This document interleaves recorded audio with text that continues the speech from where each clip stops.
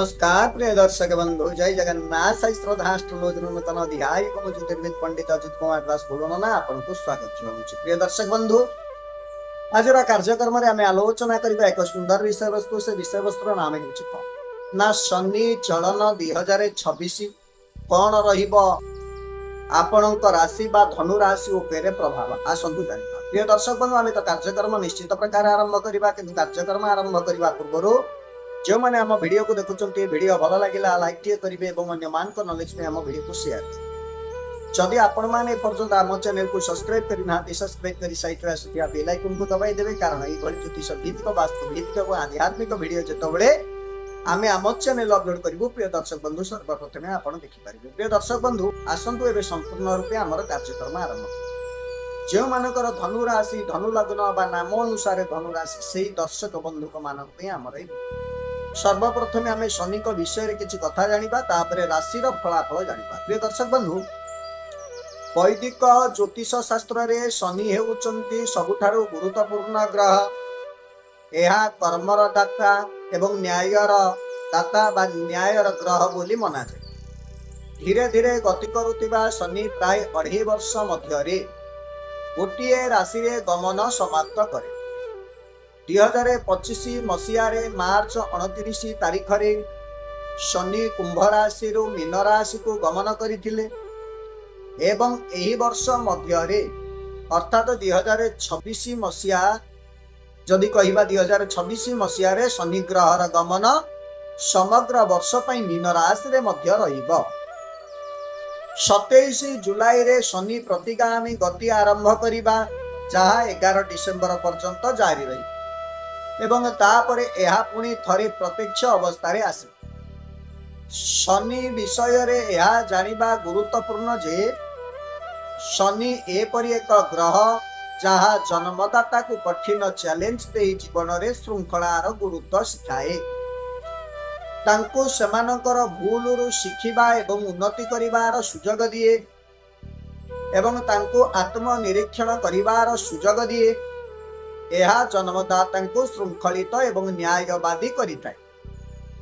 यह एपरि जड़े शिक्षक जीए आमको सर्वदा कर्म पथरे रहिबा एवं आमर जीवन शक्ति को सठिक दिगरे व्यवहार करने को प्रस्तुत करती।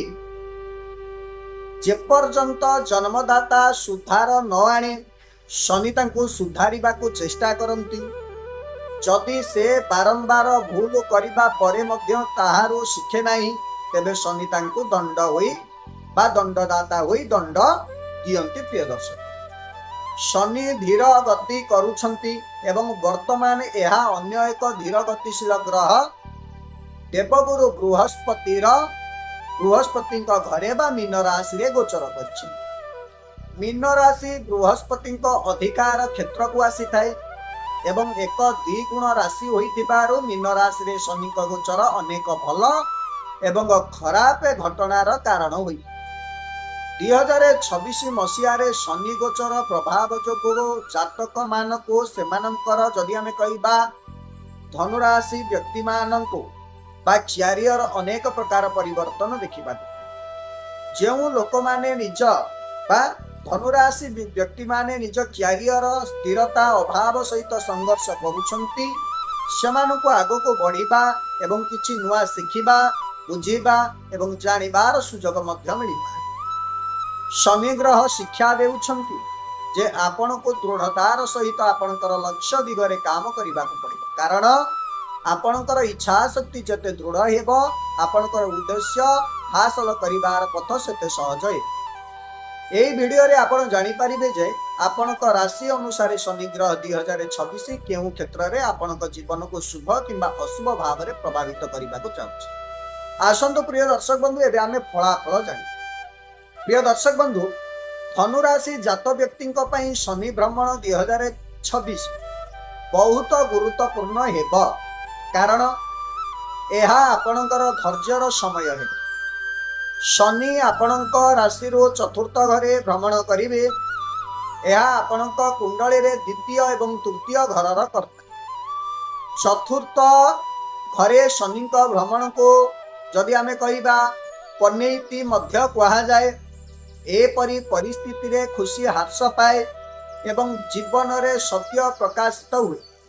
आमे जो भौतिक सुख समृद्धि रे बुड़ी रहू से समस्या आसीबा आरंभ हुए। तेणु आमे अनुभव करू जे एही समय फल जाऊ नहीं, आपणकर स्वास्थ्य समस्या होई पारे एवं छाती ज्वलन ज्वलापोड़ा किंबा छाती संक्रमण भली समस्यार सम्मुखीन होई पारंती। आपण पाग परिवर्तन हेतु शारीरिक समस्या मध्य आपण को हैरान करि पारे।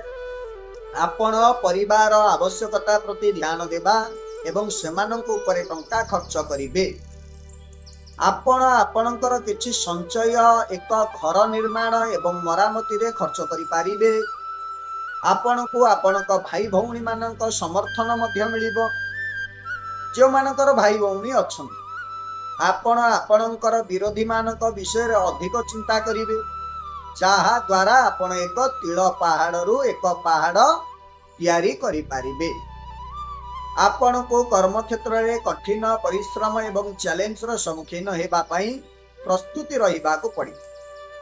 सेही समय रे आपण को आपण को स्वास्थ्य प्रति मध्य ध्यान देबा को पड़िबो। आपण को काम रे आसुथिबा बाधा गुड़िक दूर करिबा पई आपण को दृढ़तार सहित आग को बढ़िबा को पड़िबो। प्रिय दर्शक बंधु, आपण को पई जदि देखिबा ए शनि चलन खराब अछि, से खराब को आपण केमिति भलरे परिणत करिवे ना प्रतिकार करिबा द्वारा ताले कोन करिवे आपण ना आपण को पई प्रतिकार रहउची आपण श्री शनि चालीसा प्रत्येक दिन पाठ करिबा उचित। प्रिय दर्शक बंधु, एई छोटिया प्रतिकार ठी करंतो, देखिबे आपणकर जीवन रे एई जो शनि प्रतिगामी चलन आपण को पई मंगलमय हेबो। प्रिय दर्शक बंधु, आज तो समय जाइछि, पुणी एक नूतन कार्यक्रम रे मु आपणक सहित भेट हेबि। सेति पर्यंत मते विदाय केंद्र मु रहउछि। नमस्कार। जय जगन्नाथ, जय जगन्नाथ, जय जगन्नाथ, जय श्री राम, जय गुरु।